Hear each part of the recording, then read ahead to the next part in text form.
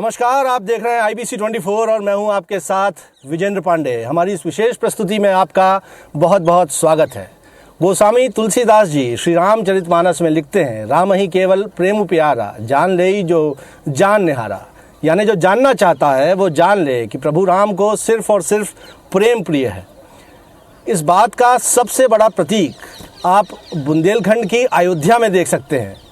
राम यहाँ के राजा हैं, लेकिन फिर भी एक बुंदेला महारानी के वात्सल्य प्रेम में वो मंदिर को छोड़ उनकी रसोई में विराजमान है। राम राजा सरकार की इसी नगरी ओरछा में आज हम मौजूद हैं। ओरछा में हमारे मौजूद रहने के कई महत्वपूर्ण कारण हैं और सबसे बड़ी बात यह है कि यहाँ एक बार फिर कुछ ऐतिहासिक, कुछ अभूतपूर्व घट जाने का दावा किया जा रहा है। बागेश्वर धाम के पीठाधीश्वर पंडित धीरेन्द्र कृष्ण शास्त्री सनातन हिंदू एकता यात्रा लेकर निकले हैं। 160 किलोमीटर की ये यात्रा है। 21 नवंबर को बागेश्वर धाम से इसकी शुरुआत हुई थी, जो 160 किलोमीटर का ये सफ़र पैदल तय करते हुए राम राजा सरकार की इस नगरी ओरछा में पहुंचने जा रही है। और पंडित धीरेन्द्र कृष्ण शास्त्री ने यह दावा किया है कि 29 नवंबर को जब ओरछा में इस पदयात्रा का समापन होगा तो एक नई क्रांति का आगाज़ होने जा रहा है। वो यहाँ पर लाखों लोगों को जुटने का दावा कर रहे हैं और कह रहे हैं कि यहाँ से एक नई क्रांति शुरू होगी।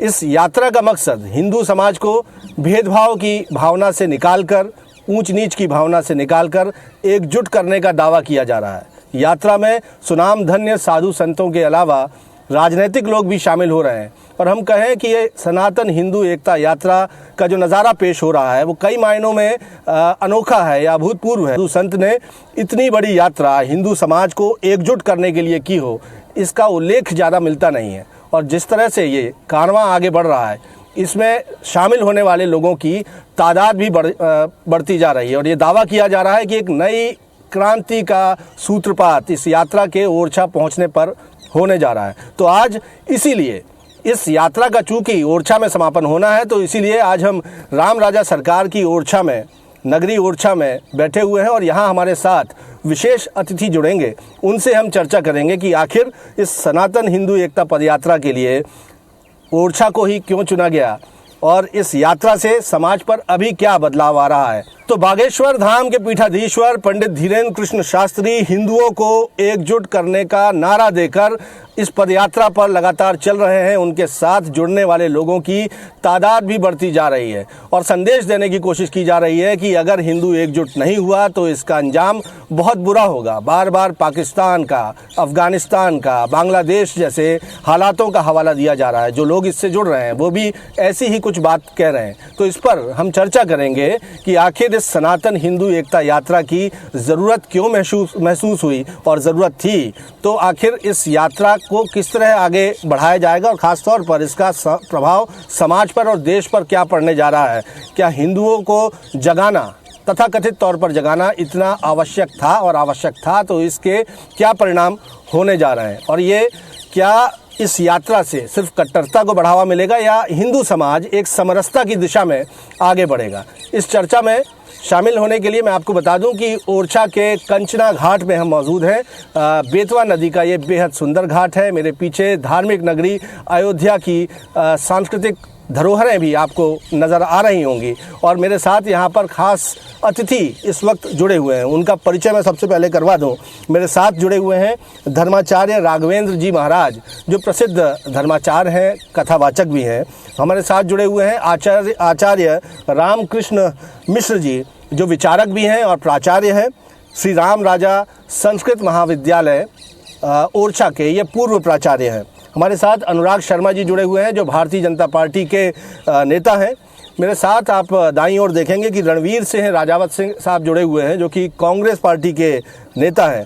हमारे साथ जुड़े हुए हैं जुगनू बाबा, मौलाना जुगनू बाबा, और उनसे हम समझेंगे कि इस सनातन हिंदू एकता यात्रा पर मुस्लिम समाज के धर्मगुरु क्या राय रखते हैं। और हमारे साथ बेहद खास मेहमान जगदीश तिवारी जी भी जुड़े हुए हैं, जो कि जाने माने पत्रकार हैं, वरिष्ठ पत्रकार हैं। तो चलिए इस यात्रा की पर चर्चा की शुरुआत हम करते हैं इसी राम राजा सरकार की नगरी ओरछा के कंचना घाट से। और सबसे पहले मैं सवाल लेना चाहूँगा धर्माचार्य राघवेंद्र जी महाराज से। और उनसे जानना चाहूँगा कि आखिर आप क्या सोचते हैं, क्या वाकई हिंदुओं को एकजुट करने के लिए इस तरह की पदयात्रा निकालने की आवश्यकता थी? जी, हिंदुओं को इस एकता यात्रा की बहुत आवश्यकता थी। कई दशकों से, कई शताब्दियों से देखा गया है कि हिंदू समाज के बीच में जाति के नाम पर, वर्ण के नाम पर भेदभाव किया गया और इनको एक दूसरे से अलग किया गया। और मुगल काल में ये स्थिति हमारे सामने आई। हम लोगों को छुप करके भी विवाह करने पड़े, हम लोगों को एक दूसरे से दूर करने के लिए कई प्रकार के षड्यंत्र किए गए। हमारे कई संतों ने आह्वान किया, जैसा कि आपने पूर्व में कहा कि बहुत ज्यादा सुनने को नहीं मिलता, लेकिन हाँ, स्वामी करपात्री जी महाराज ने संकल्प किया था और एक विशाल यात्रा दिल्ली की ओर भी लेकर के गए थे। उसके पूर्व में मैं आपको स्मरण करा दूं कि आदि शंकराचार्य भगवान, जिन्होंने मात्र 32 वर्ष की आयु में संपूर्ण अखंड भारत को, जो बीच में खंडित भी हुआ था, अलग अलग उसके भाग किए गए जाति के नाम पर, भाषा के नाम पर, तो आदि शंकराचार्य भगवान ने अपनी विश्व यात्रा के साथ में, सनातन यात्रा के साथ में संपूर्ण भारत को एक किया था। और वही घटना आज इस चरण में हम देख रहे हैं, वही घटना इस शताब्दी में हम देख रहे हैं कि हमारे बागेश्वर धाम के महाराज जी, धीरेन्द्र कृष्ण जी महाराज, एक यात्रा के साथ में, संकल्प के साथ में उन सभी हिंदुओं को लेकर के, जैसे प्रभु श्री राम ने 14 वर्ष की वनवास की अवधि में एक संकल्प लिया था। राजा तो तब भी वो बन रहे थे, राजा बाद में भी बने, लेकिन संकल्प क्या था? वो जाति जो राजा से मिल नहीं पाती, वो जाति जो एक साथ नहीं आ पाती, उन सबको एक करने का संकल्प किया। स्वयं भगवान श्री राम समरसता को लेकर के शबरी के द्वारे गए और शबरी के झूठे बेरों को खाया। वही प्रभु श्री राम केवट के द्वारे गए और गंगा को पार करने के लिए उनको हृदय से भी लगाया, साथ में भी बैठे हैं। वही प्रभु श्री राम निषाद राज जी के साथ में बैठ करके एक साथ भोजन करते हैं, एक साथ गुरुकुल में पढ़ते हैं। तो समरसता राम का प्रतीक है, समरसता हिंदुत्व का प्रतीक है, समरसता हमारी अखंडता का प्रतीक है, समरसता हमारी भारतीयता का प्रतीक है। और वही संकल्प पूज्य श्री बागेश्वर वाले महाराज जी लेकर के निकले हैं और बुंदेलखंड ने सदैव संपूर्ण विश्व को अध्यात्म की ओर जोड़ा है और पुनः वो घटना घटने जा रही है। ओरछा, संपूर्ण बुंदेलखंड धाम और संपूर्ण बागेश्वर धाम के शिष्य मंडल और संपूर्ण हिंदू समाज इसका साक्षी होने जा रहा। एक घटना और घटेगी, भारत में पुनः हिंदुत्व खड़ा होगा, संकल्प के साथ, अखंडता के साथ खड़ा होगा। जय श्री राम। आचार्य रामकृष्ण मिश्र जी से भी मैं बातचीत करना चाहूँगा, विचारक हैं आप, और आपसे मैं जानना चाहूँगा इस ओरछा में इस सनातन हिंदू एकता पदयात्रा का समापन रखना, क्या इससे कुछ विशेष महत्व होने वाला है और आप एक विचारक के तौर पर क्या कहेंगे इस यात्रा पर? सर्वे भवन्तु सुखिनः, सर्वे सन्तु निरामयाः, सर्वे भद्राणि पश्यन्तु, मा कश्चित् दुःख भाग् भवेत्। सनातन हिंदू एकता यात्रा, इसमें 4 पद हैं। सर्वप्रथम सनातन, जिसका उद्देश्य ही हमेशा सभी जीवों को सुखी रखने की दृष्टि रखना है। हिंदू जो सबका हित चाहता है, ऐसे वाक्य से निकला हुआ हिंदू है। एकता अर्थात संबद्धध्वम संगच्छध्वम संभो मनांसि जायताम, सभी एक साथ चलें, एक साथ रहें, एक साथ उन्नत हों, यह भावना है। और यात्रा तो धर्म स्थान की ओर जब प्रस्थान किया जाता है, किसी धार्मिक स्थान पर क्षेत्र की ओर जाया जाता है, उसका नाम यात्रा है। इन 4 पदों को एक साथ लेकर के हमारे बागेश्वर धाम से पंडित धीरेन्द्र कुमार शास्त्री जी चल रहे हैं।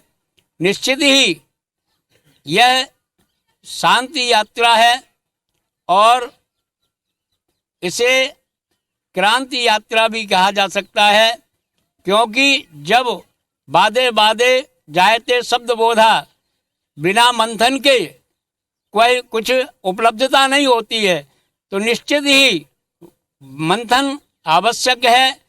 और जब मंथन होगा तो निश्चित ही हम नवनीत को प्राप्त कर सकेंगे। हम आप ऐसे स्थान पर, यहाँ बुंदेलखंड में का जो हृदय है वो संपूर्ण भारत का आस्था केंद्र है। समस्त विश्व पटल पर जहाँ आस्था जुड़ी हुई है, ऐसे ओरछा धाम में बैठ कर के यह चर्चा कर रहे हैं, ये बड़ी सौभाग्य की बात है।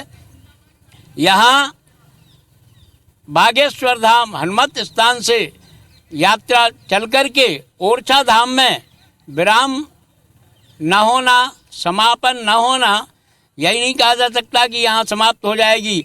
यहाँ से तो इसका बिगुल बजना है, प्रारंभ होना है, क्योंकि हनुमान जी, गढ़ा वाले हनुमान जी महाराज राम राजा सरकार से इस नए ध्वजारोहण की नया ध्वज, धर्म ध्वज को धारण करने की, विश्व में फैलाने की, फहराने की अनुमति लेने आ रहे हैं। मैं ये अनुभव कर रहा हूँ कि यदा यदा ही धर्मस्य ग्लानिर्भवति भारत अभ्युत्थानम अधर्मस्य तदात्मानं सृजाम्यहम्।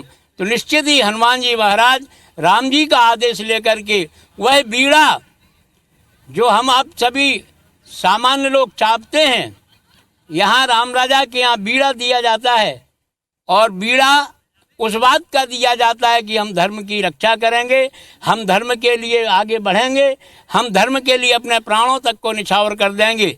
तो धर्म के लिए आगे बढ़ना जरूरी है, मंथन करना जरूरी है।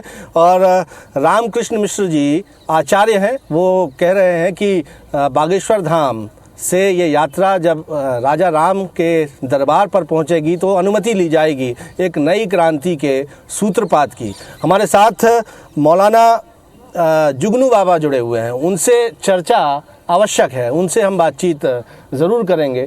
मौलाना साहब, आप क्या कहेंगे? क्योंकि अगर हम मुख्य तौर पर हम कहते हैं तो इस यात्रा में हिंदुओं को एकजुट किया जाना है, मुस्लिम पक्ष इस पर कहाँ खड़ा है? ये तो बड़ी खुशी की बात है कि हमारे ओरछा में पहली बार इतना बड़ा परिवर्तन होने जा रहा है, इतना बड़ा एक आयोजन होने जा रहा है, और हम लोग भी इस कार्यक्रम में शामिल हैं, और जो भी हम लोगों से होगा उसके लिए हम तैयार हैं। और बरहमेश इस यात्रा के दौरान हमने वो दृश्य भी देखे कि छतरपुर में मुस्लिम समाज की ओर से बाबा बागेश्वर का स्वागत भी किया गया। कुछ इस तरह का मंजर क्या हम ओरछा में भी देख सकते हैं? बिल्कुल, क्यों नहीं देख सकते हो, बिल्कुल देख सकते हो, क्योंकि हम आप भाई भाई हैं। जब हमारा एक भाई आ रहा है तो दूसरा भाई स्वागत जरूर करेगा, और जितना हो सकेगा बढ़ चढ़ के हिस्सा लेंगे। इसमें हिंदू मुस्लिम वाली ऐसी कोई बात नहीं है, ये तो एक सामाजिक काम है। राम राजा के यहाँ तो सब आते, हिंदू भी आते, मुस्लिम भी आते, सिख ईसाई हर समाज से आते हैं। राम राजा सबके हैं। राम राजा सबके हैं, हिंदू के भी हैं, मुस्लिम के भी हैं, वो राजा हैं। यहाँ भगवान नहीं, वो राजा एक शासक के तौर पर विराजमान है। और मौलाना जुगनू बाबा कहते हैं कि ये यात्रा एक धार्मिक यात्रा है। हिंदू समाज अगर एकजुट हो रहा है, अगर उस समाज के भीतर समरसता आ रही है, तो इससे उन्हें यानी मुस्लिम पक्ष को कोई आपत्ति नहीं है। हम इस चर्चा को जारी रखेंगे, लेकिन कांग्रेस से जो गेस्ट इस वक्त हमारे साथ जुड़े हुए हैं, रणवीर सिंह राजावत जी, उनसे भी हम पूछ लेते हैं। आप रणवीर जी, आप क्या कहेंगे इस यात्रा को लेकर? जिस यात्रा की आवश्यकता पर इतना जोर दिया जा रहा है, कांग्रेस कहाँ खड़ी है? सनातन हिंदू धर्म और हिंदू सनातन का हमारा जो है धर्म ये सिखाता है कि पेड़, जीव जंतु और सभी से प्रेम रखना, चाहे भले ही वो जानवर ही क्यों ना हो। हमारा धर्म बताता है कि हम एक दिन जो है नंदी को भी पूजते हैं, एक दिन जो है सर्प को भी पूजते हैं। ये हमारा हिंदू सनातन धर्म है। अब आज की स्थितियां जो है बदली हुई हैं। हिंदू सनातन जो है यात्रा आ रही है, उसका हम पुरजोर स्वागत करते हैं। और ओरछा की विरासत का जो है महाराज पंडित धीरेन्द्र कुमार शास्त्री जी जो है मान रखें, सम्मान रखें। हमारा ओरछा एक पुरातन नगरी और पुरातन इतिहास लेके रखता है। हमारा वो राज्य है रहा है, हमारा वो नगर रहा है जिसमें जो है हमारे मधुकर साय ने दूसरे के पुत्र को यहाँ पर जो है लाकर जो है राज सिंहासन दिया है। हमारे महाराजा वो हैं कि जिनके नाम पर जो है मधुकर शाही तिलक चलता है। ये हमारा हिंदू सनातन धर्म है। और हमारा ओरछा जो है इतिहास कहता है कि हमने सभी धर्मों का जो है सम्मान किया है। हमारा ओरछा एक जो है जहांगीर महल भी स्थापित रखता है, और एक जो है सुंदर सा मजार भी रखता है, और राम राजा दरबार भी रखता है। ये जो है हिंदू सनातन जो है सभी को लेकर चलने वाला है।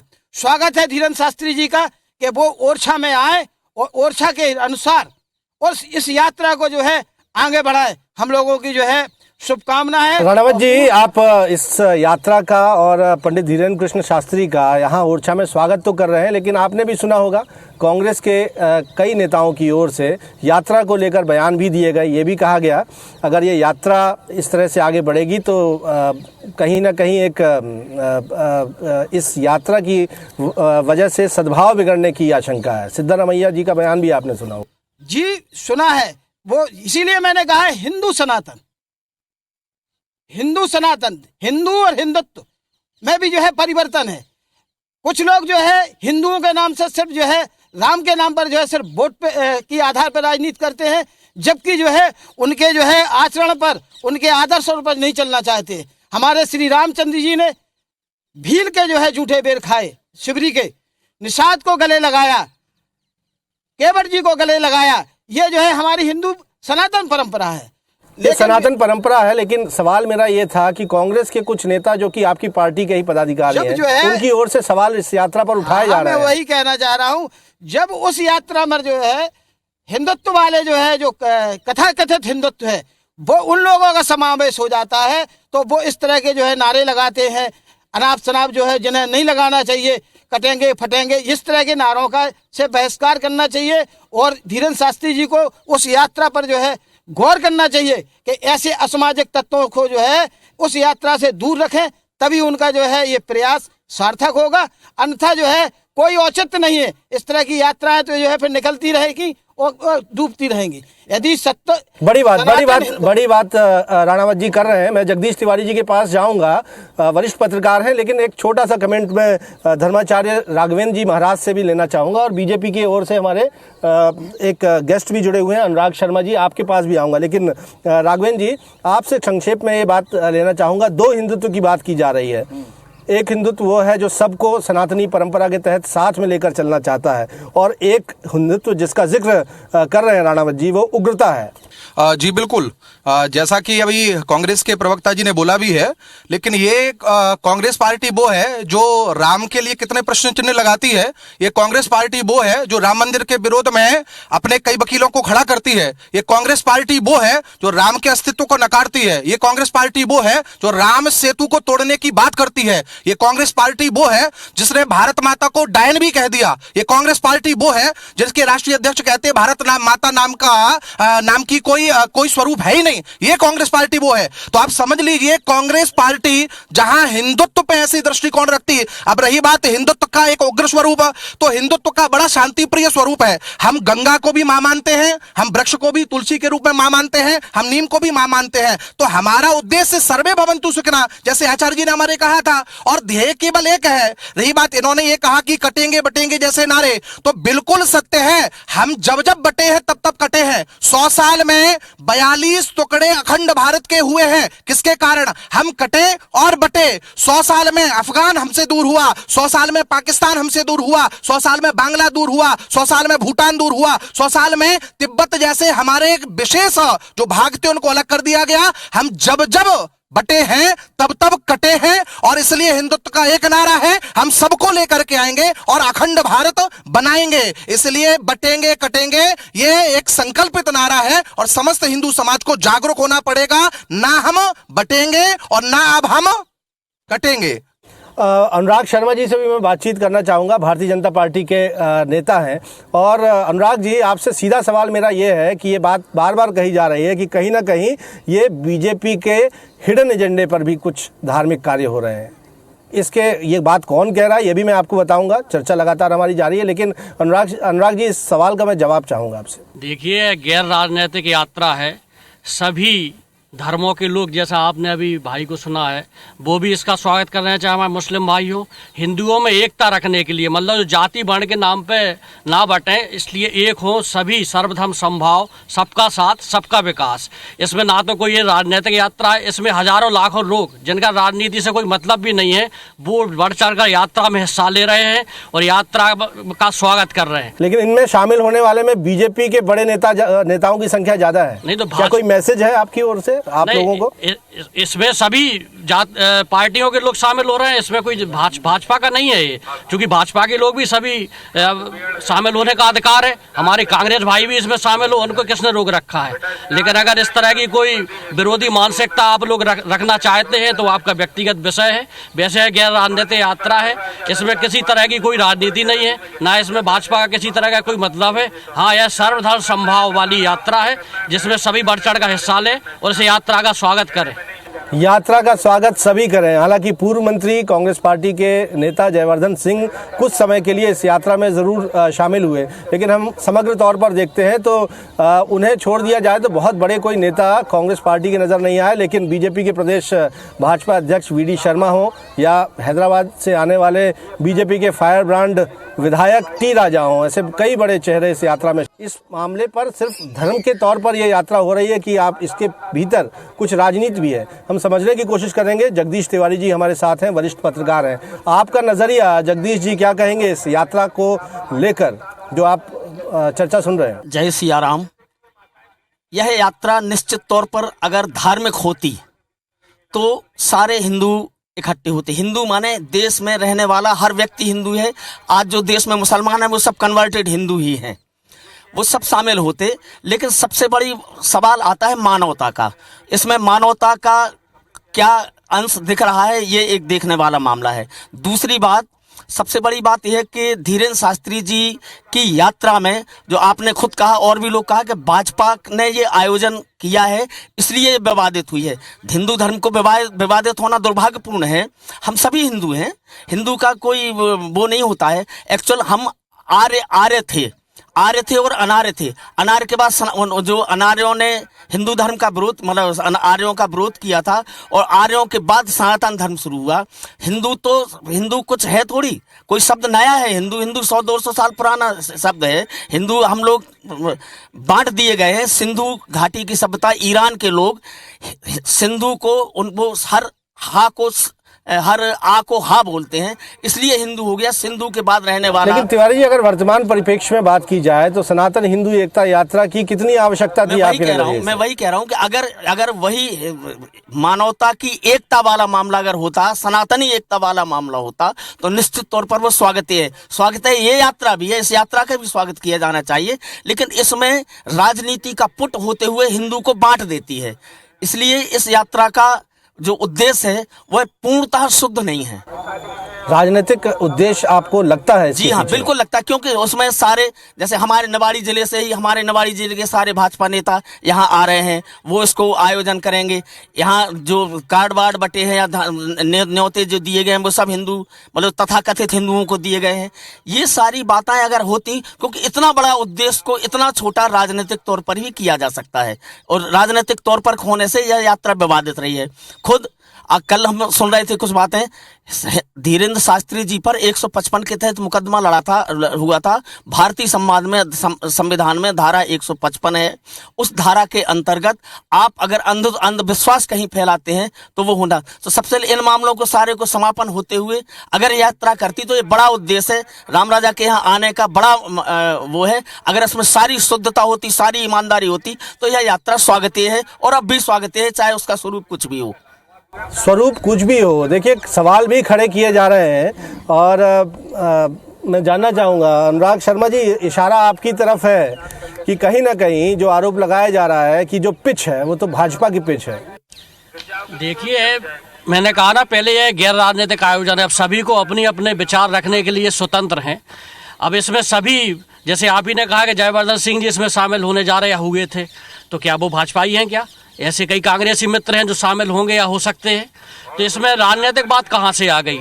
अगर सर्वधर्म समभाव की भावना रखते हुए हिंदुओं में एकता की अलग जगाने के लिए, या हिंदुओं में जाति वर्ण भावना की बात को मिटाने के लिए जो कुरीति फैली हुई थी, इसमें यात्रा का उद्देश्य गलत कहाँ से हो सकता है? और अगर गलत ही होता तो इसमें अपार जनसमूह जो महाराज जी के साथ चल रहा है या जो यात्रा का स्वागत कर रहे हैं, वो कैसे संभव हो सकता है? भीड़ जुटाई नहीं जा रही है, लोग स्वयं प्रेरणा से इसमें शामिल हो रहे हैं। इसमें कोई जुटाने वाली भीड़ नहीं है।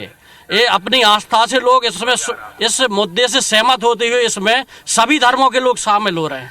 जैसा आप देख भी सकते हैं सोशल मीडिया पर भी और सभी चैनलों पर भी। बीजेपी के पैनलिस्ट कह रहे हैं इस बात को लेकर कि आपका तो स्वागत है, वहाँ संख्या क्यों नहीं है आपके नेताओं की? हमारा स्वागत है और ये स्वागत ठीक है।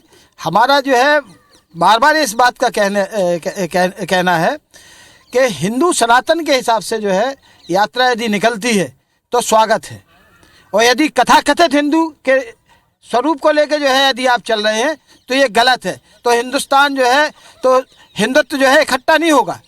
हिंदुत्व जब ही इकट्ठा होगा जब आपके अंदर जो है सद्भाव हो।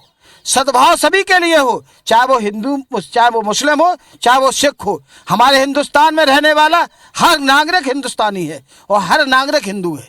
तो धीरेन्द्र कृष्ण शास्त्री तो ये नारा दे रहे हैं कि जात पात की करो विदाई, हम सब हिंदू भाई भाई। अब इसमें सद्भाव नहीं दिख रहा। ये होना चाहिए ना, ये यथार्थ में होना चाहिए, ये यथार्थ में होना चाहिए। वही जो है जब जो है तिरस्कृत किए जाते हैं आदिवासी, जिनके ऊपर पेशाब की जाती है, जब उनके ऊपर अत्याचार किए जाते हैं, जब उन्हीं के गांव में जो है कैप्टो की ज़मीन पर जो है ज़बरदस्ती कब्जा कर लिया जाता है, ये सब प्रमाण है और ये जो है विवादित में है। ये सब चीज़ें जो है अपने जब घर आपने जो है घर ही साफ नहीं कर पाया, वो आप चले हैं सभी हिंदुओं को इकट्ठा करने के लिए, कोट कोट आपको बधाई। लेकिन जो है राम राजा की नगरी में आकर के हम पूर्ण विश्वास रखते हैं और राम राजा पर आस्था रखकर ये बात करते हैं कि यहाँ पर आके शायद उनके अंदर जो है सही सद्भावना आ जाए और सही हिंदुत्व की यात्रा यहाँ से शुरू हो और पूरे हिंदुस्तान में जो है एक जो है झंडा फहरे हिंदुत्व का, जिसमें सभी जो है छोटे मझोले गरीब तबके हरिजन सवर्ण सब एक साथ होकर जो है भारत माता की जय जय बोले। ये वो स्वप्न हो, वो हिंदुस्तान में जो है रामराज स्थापित हो, इसके लिए हमारी जो है कोट कोट शुभकामनाएं। और हम ये पुनः इस बात के लिए जो है शुभकामनाएं देते हैं कि धीरेन्द्र शास्त्री जी का स्वागत है। कांग्रेस के नेता रणवीर सिंह राजावत कह रहे हैं कि ये यात्रा एक तरह से अपने आरोप को दोहरा रहे हैं कि ये हिंदुत्व को उग्रता की ओर बढ़ाने वाली यात्रा का जिक्र कर रहे हैं और कह भी रहे हैं कि इसके एजेंडे पर भी बार बार सवाल उठा रहे हैं। हम जानना चाहेंगे। कट्टरवादता पर जो है सदैव विरोध करता हूं, चाहे हिंदुत्व की हो और चाहे किसी धर्म की हो, चाहे मुस्लिम हो, चाहे हिंदू हो, चाहे सिख हो, चाहे ईसाई हो। कट्टरवादता जो है सिर्फ जो है तोड़ती है, जोड़ नहीं सकती है। काटने वाले कभी जोड़ नहीं सकते हैं। जुड़ेंगे हम तो एक होंगे और नेक होंगे, यही हमारे भारत की पहचान है और रहेगी। तो भारत की पहचान है एक रहना, तो हिंदू जब एक रहेंगे तो आप कह रहे हैं कि इसका असर क्या होगा, इसका राजनीतिक असर आप देख रहे हैं? ये राजनीतिक भावना नहीं होना चाहिए ना। ये तो यात्रा राजनीतिक परिदृश्य अलग है, राजनीतिक जो है विधि अलग है। आप राजनीति करिए ना, राजनीति अलग चीज है। ये धर्म को राजनीति से जोड़ के जो है वोट बटोरना, यही तो कथाकथित हिंदुत्व की चाल है। धर्माचार्य जी से हम बात करते हैं। राघवेंद्र जी महाराज, क्या आप इस्तेमाल हो रहे हैं? क्या हिंदू समाज इस्तेमाल हो रहा है? ये वोट बैंक की जहां तक कांग्रेस के प्रवक्ता बोल रहे हैं, तो ये वही लोग हैं जिन्होंने अभी तक वोट बैंक की राजनीति जातिगत और धर्मवाद के आधार पर की है। जब भी जाति गणना की बात, अभी आपने पिछले देखा भी होगा कि इन्होंने जाति गणना की बात की तो ये समस्या खड़ी हो जाती कि हिंदुओं में यादव भी हैं, ब्राह्मण भी हैं, ठाकुर भी है, दलित भी, ये सब ये खड़े कर दिया करते हैं। और मुसलमानों में इतनी जातियां हैं, कई ऐसी मस्जिद देखी जाती जहां पर कई जाति मुस्लिम समाज की जातियों को प्रवेश वर्जित किया गया, उस पर कभी चिंतन नहीं करते हैं। दूसरा, इन्होंने कहा कि ये हिंसक है, हिंसात्मक है, तो ऐसा इनके राष्ट्रीय अध्यक्ष जी पहले बोल चुके हैं। इन्होंने कहा कि ऐसा तो इनके एक मौलाना दिल्ली से कहते हैं कि बागेश्वर धाम सरकार की यात्रा ये गलत है, इसमें हिंसा हो सकती है। ये कहते हैं कि हिंसकता की अभी ये बात कर रहे थे तो गुस्ताखे नबी की एक सजा सरतन से जुदा, ये कौन सी सद्भावना और जो है कि कौन से प्रेम का प्रतीक है, जरा बताइएगा हमें। हम हिंदू हैं और हिंदुत्व का एक ही विषय है, हिंदवा सोदरा सर्वे ना हिंदू पतितो भवेत, मम दीक्षा हिंदू रक्षा, मम मंत्र समानता। सरसंघ चालक, द्वितीय सरसंघ चालक राष्ट्रीय स्वयंसेवक संघ के पूज्य गुरुजी ने कहा था, कोई भी इसमें ऊंचा नहीं है, कोई नीचा नहीं है, जो यहां पैदा हुआ है वो हमारा भाई है, इसमें कोई पतित नहीं है, कोई श्रेष्ठ नहीं है। जो एक साथ बैठ करके राम की उपासना करे, जो राम के तिलक को धारण करे, वो हमारा भाई है। यहां पर कोई पतित, कोई दलित नहीं है। अगर हरिजन दलित को आप मानते हैं तो हरिजन जानी प्रीत अति गाढ़ी रामचरितमानस में आया है। हनुमान जी महाराज को भी हरिजन कहा गया है। यहां पर तुलसी बाबा ने कई बार हरिजन शब्द का प्रयोग किया। इसलिए यहां पर तो हिंदुत्व केवल समरसता का प्रतीक है। आपने जातिगत जहां तक बात की है तो हमारे संतों ने भी कहा है, राम जनमानस के प्रतिमान हैं, जिसके एक नहीं लाखों प्रमाण हैं। राम दीनों के, दलितों के भगवान हैं। राम धोबियों के, निषादों के, शबरियों के प्राण हैं। और ऐसे राम का जो व्यक्ति भक्त नहीं है वो कोई और है, वो हिंदू रक्त नहीं। जो हिंदू है वो राम का उपासक है, वो शबरी का भाई है, वो केवट का भाई है, वो निषाद का भाई है, वो वाल्मीकि का भाई है, वो रविदास का उपासक है। हमने समरसता को सदैव बढ़ावा दिया और ये प्रेम की प्रतीक की यात्रा ही बागेश्वर बाबा की यात्रा है।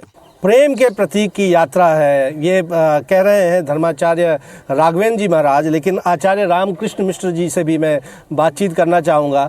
आपने सुना आचार्य जी कि ये कहा जा रहा है कि बात समरसता की है, लेकिन कट्टरता से परहेज किया जाना ज़रूरी है। आपको क्या लग रहा है, ये कट्टरता की ओर समाज बढ़ रहा है या समरसता की ओर आगे बढ़ रहा है? यदि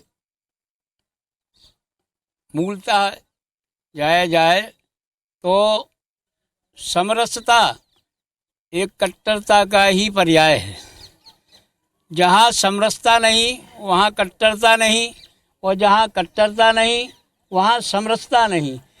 कट्टरता हमारे आपसी संबंधों की होनी चाहिए, कट्टरता हमारे प्रेम में होनी चाहिए। ढागी आखिर प्रेम का, प्रेम तय प्रकट होई, ईश्वर को भी प्रकट किया जा सकता है।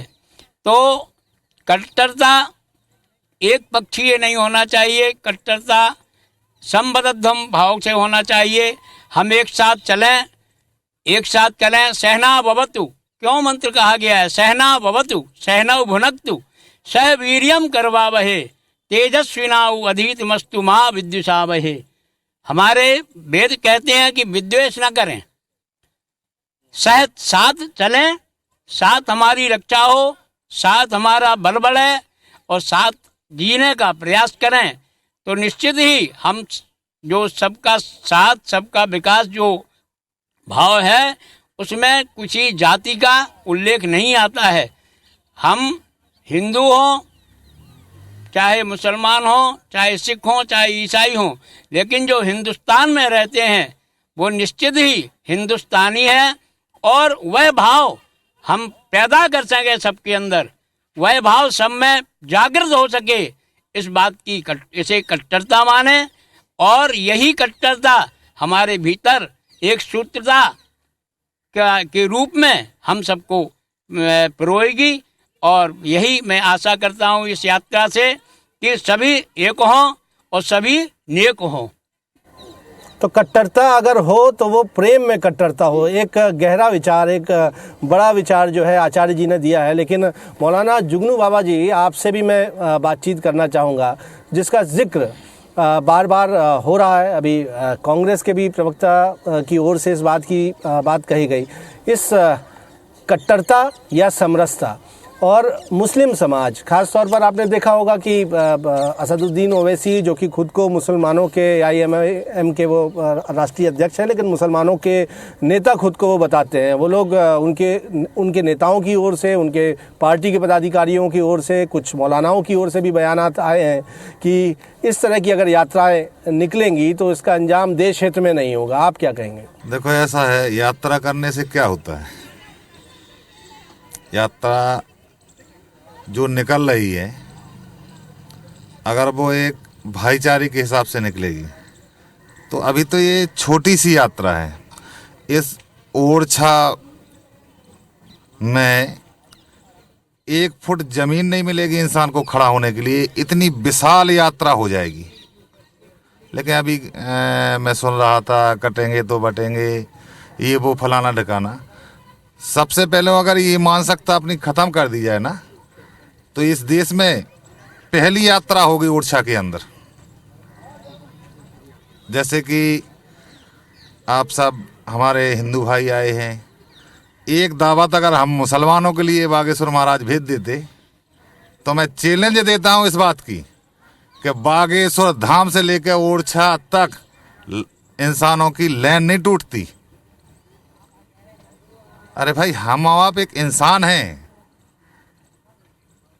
एक इंसानियत के दायरे में अगर कोई काम करते हैं ना, तो वो बरहमे सफल होता है।